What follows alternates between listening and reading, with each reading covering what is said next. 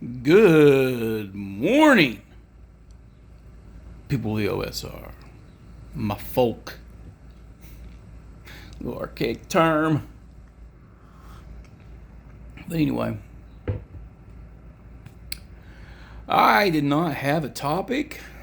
I looked at what the drama of the week was. I found it uninteresting, so I was like, whatever. So I got my cup of coffee. Start taking notes on a game I'm running. I run an open table. I gatekeep this shit out of that table, by the way, now. I am very picky about who I game with or spend my time with. So, I create this stable of players, and then I have multiple adventure areas that I work with. And currently, on a different Discord server stuff, I have a dwarf-themed Dark Citadel reclamation thing going on, which is kind of fun. And my Stonehill on the Borderlands. And then I started some guys wanted to play evil characters, so I let them, and that's in the mornings.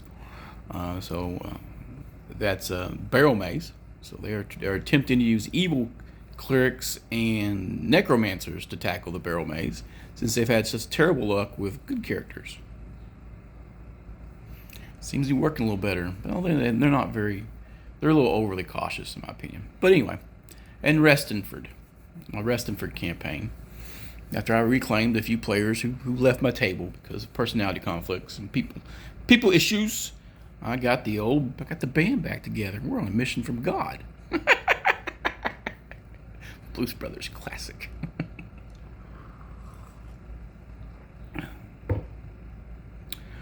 But I do notice a trend in some of my favorite D&D modules, and two of them from the TSR area that I really like.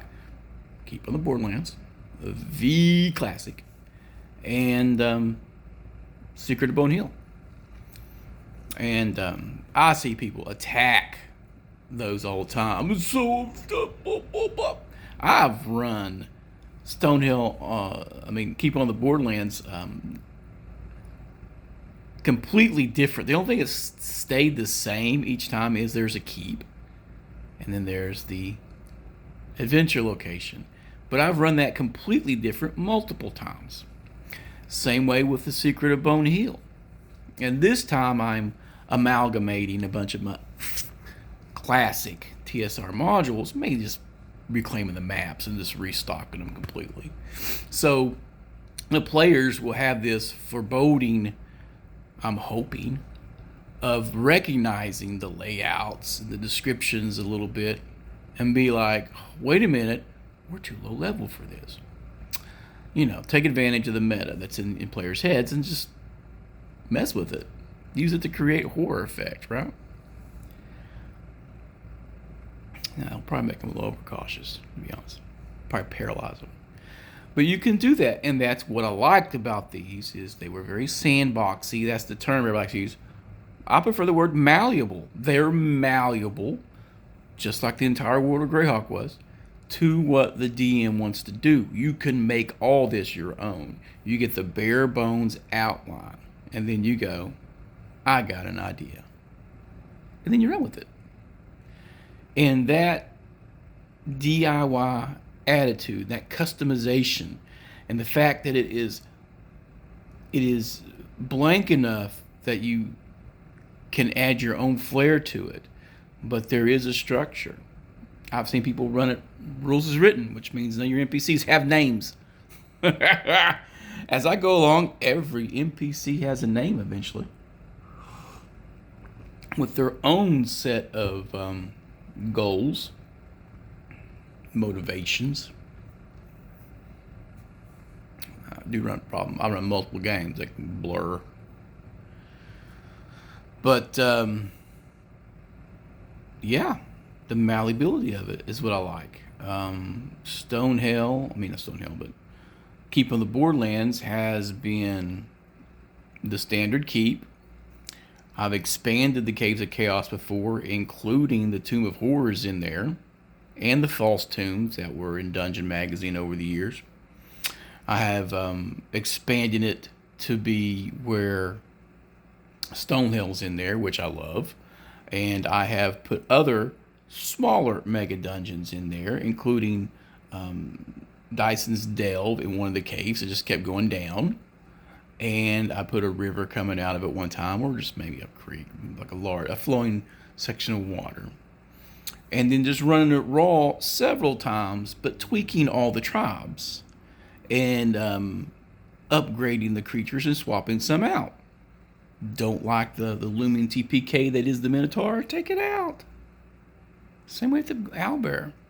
I think the owlbear is a standard that wanders that area. And that is one thing I don't have that I didn't cobble into the Stonehill and the Borderlands. I didn't put an owlbear in there. It had a bear. And the owlbear would have just went after people. The bear, Cole, which I've had turned into an animal retainer with a druid in the past, and a ranger. I don't get a lot of druids and rangers in my games. Don't do a lot of outdoor stuff, to be honest. Elements can be way more dangerous than dungeon environments, and you really want to turn your entire session into a bushcraft, theory craft. Yay! I used to do that with friends. I'm not a bushcraft. I don't want to spend an hour talking about it.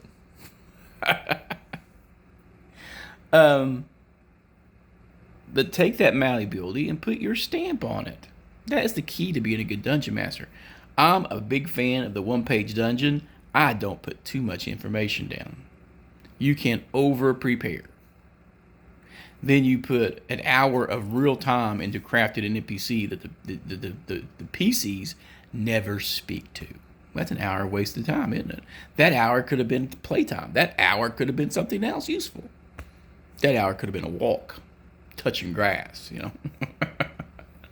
So I do most of my stuff in the morning because I'm an early riser, and not much else to do. I'm drinking coffee, watch Midsummer Murders or some YouTube, and YouTube's turned into complete trash lately, to be honest.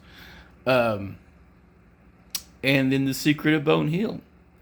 The biggest complaint on that was like there's no secret. There's lots of unanswered questions for you to fill in. That's the secret. You're supposed to create it yourself, right? The Nistel campaign went a completely different direction with Lakofka and them. That's gone over in Dragonfoot 5. Dragon's Foot, number 5. And I find that interesting.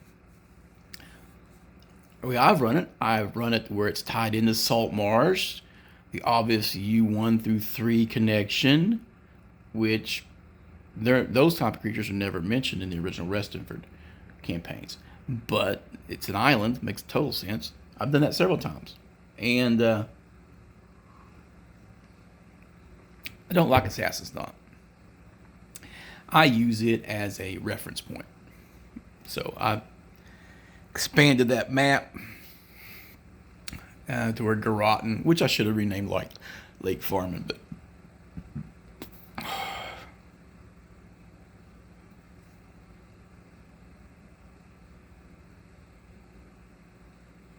not agreeing with me this morning. Yeah. So, because the PCs are all about it, like, oh no, assassins. I made some story while it's called Garrotten. And I'm going to use all the other Kafka stuff. Deep Dwarven Delve and Devil Spawn. You can use them. Because those are creatures I've never used a whole lot of as a DM, but as a player I've been forced to deal with that ad nauseum during my years when I just played more than DM. Now I DM almost exclusively. So the malleability and the blank spots are not a fault; they're a feature. So I see all these complaints about it. I mean, these people can't make up anything and stick it in there themselves. It's piss poor DMing, guys. It's your job, fill in the blanks. Plus, I like stuff that doesn't make sense in a module because those red herrings, your players will spitball what they think it is, and then they will just crowdsource all those ideas right into your lap while you're sitting there. And maybe you don't use them right there in that module. But if you're smart, you'll jot that shit down and you'll use it later. I'm not a fan of the collaborative storytelling thing. That's horseshit. That's just the circle jerk. But because players will always make themselves the absolute victor and there'll be no downsides. It's dumb. So I make the outline, their actions and their misadventures and their hijinks make the story. The story is determined by the dice rolls. The dice rolls create the story, as does your players being absolute lunatics. It's that simple, folks. But the malleability of those modules is what makes them great. And they're my top 2 favorite modules. Keep on the Borderlands and Secret of Bone Hill. And Secret of Bone Hill, this time around, I am going hardcore in the Greyhawk resources without calling my world Greyhawk. Because Greyhawk endures. It's always there. It's the go-to start place for all of us who are a little long in the tooth. So I've cobbled together 4 other modules, and I've taken those elements and I've crammed them into the ruins of Bone Hill, and I've expanded it. And the outline that I'm borrowing for would expand it to 13 levels. I don't need that many. Probably do 5. 5 that are familiar. Made it larger because I'm building it on the bones of Tower of Inverness, using those tunnels underneath to get to the secret chamber, to get to the ghostly tower underneath to keep servants' entrance. Why would imperious, haughty wizards allow the servants to walk in the front door? No. You go to the tower, you go down the hole, and you go down to the hallways, where I got tricks and traps in case there's any hijinks, because we don't trust anybody. And maybe we enjoy killing our servants sometimes. So that will look familiar to some players. I put in a feature that there's servants' keys that are required to open certain doors, that the servants of House Mar, because that's another one ripping off Fantastic Adventure, right?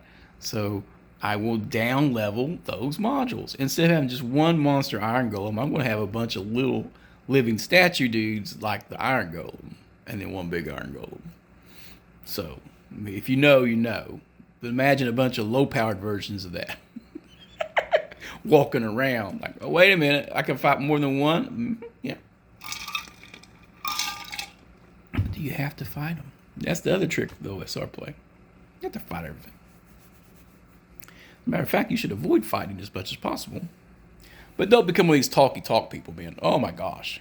I will attempt to engage in blah, blah. Whoa. I got it. I get it. You don't talk to anyone else till game time, and now you have to get in all your talking for the next 2 weeks. Gotcha. I talk to a lot of toddlers most of the time, and young adults, because I got grandkids. So sometimes I'm starved for adult conversations about adult topics and themes. It can go on. I know I could be a bit much, especially when I get off track.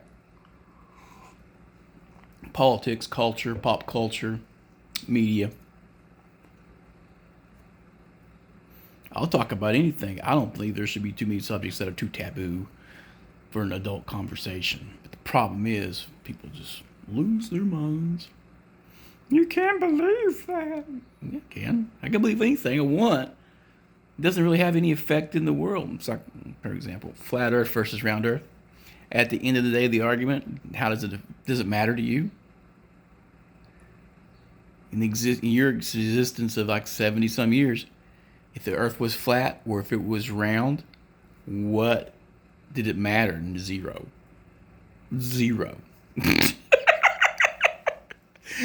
I like some of the math arguments the flat earthers make. I'm like, that's a valid argument, man. Why? Exactly why? And then you go down a rabbit hole, and it can be a little rough. But I take them flat Earth arguments and I turn them into my world design. My planet, my planes of existence are indeed flat. Just makes it easy. That way you have a reason that the bottomless pit exists, because once it goes down, it just keeps going down. It goes at the bottom of the. It goes at the bottom eventually. You're in the void. It's funny. Yeah. But these loose sketched dungeons are the greatest gift to a DM. You get decent maps, and then you have the important people, and then all the mid-important, non-important people you can flush out and make as important as you need. I have a few players, I could just say fat spiced taters, and they immediately think of Restonford. Immediately. Because I did one Restonford where I tied in Search of the Unknown and something else right onto it. So they did all their research for learning about the two. Oh man, I forgot their names. And then until they found it, and then I really went nuts with Hackmaster's version of In Search of the Unknown and played around with that, plus me being demented. And it was interesting. So the research was interesting for them. They enjoyed the RP to find out, and they ended up tracking it down by using old purchasing logs. You build a keep, you build a hideout, stuff, manpower, and resources have to be moved there, usually through merchants. You buy the stuff from the merchants to get there. That's how they found it. They just found out that my grandfather, he helped build that place, or my dad helped build that place. He spoke of it. I do remember him saying blah, blah, blah. He bought it off of Mr. Feldman's, out down there at Feldman's Grocery. And they go down to Feldman's Grocery. Feldman's a half-elf. He's very old. He does remember the big two from In Search of the Unknown, because he sold them stuff. So, a little bribing, and they find out the old logs. Yep. And maybe somewhere, make a couple rows, and yeah, we had to deliver things to them. And here's the general area. You narrow it down from the big area to the little area till you get the first-hand accounts of the landmarks, and you have your hex crawl. You streamline your hex crawl to where they're not lost in the wilderness. Just you can narrow it down to it. It's a week away, and then you're traveling to a generic area, but you know these landmarks, and if you got a ranger or an elf in the party, it is done deal. They're at the dungeon. They get their in-town RP. They get to be in little investigators. Bam, bam, bam, bam. Malleability. Those empty spots in Keep on the Borderlands and the Secret of Bone Hills descriptions are your playground for whatever you want to do. Now, I'm expanding the Restonford thing because, wow, there's so many wizards in this town. That is beyond my known percentage of spellcasters for an area. So there's going to be the biggest town on the Lindor Isle, which I'm calling the Isle of Leonard, is going to be chock full of magic users. And they crank out apprentices. So if you can learn magic, it's easy to find an apprenticeship. Peltar right there in Restonford has 4 plus 3 people in town, 7 apprentices.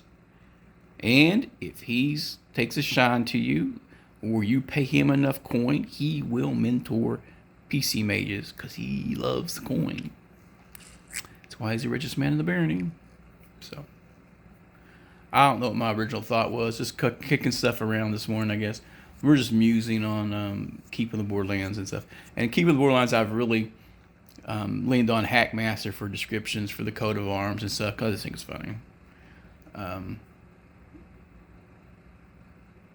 I have expanded those lizard men to the south several times. I added so much stuff into that swamp for Stonehill and the Borderlands, and no one's touched it.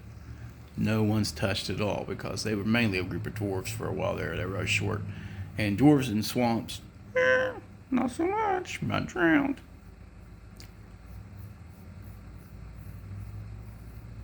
Another one that I like that I'm thinking about digging into and really working on is the Forbidden City, Forgotten City.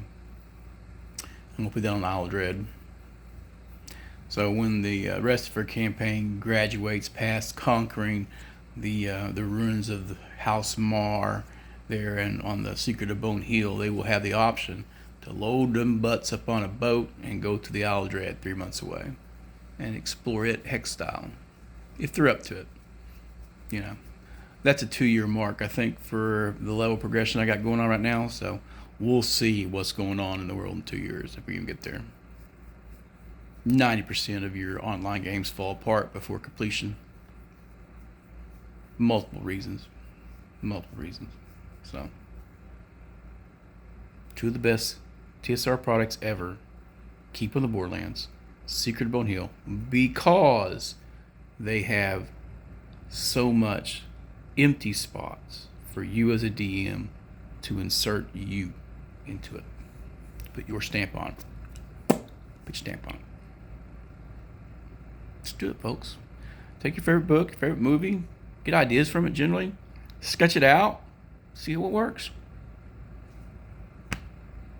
My best advice, just run it multiple times. If it doesn't work one time, give it some time, tinker on it on the side, get ideas from you being a player, from you interacting with other people in the hobby, until something gels that you're like, I got it now. I'm going to improve upon what I didn't get before. I'm going to improve upon what I learned from my last attempt at it. Get her done. Game well, game off, and y'all later.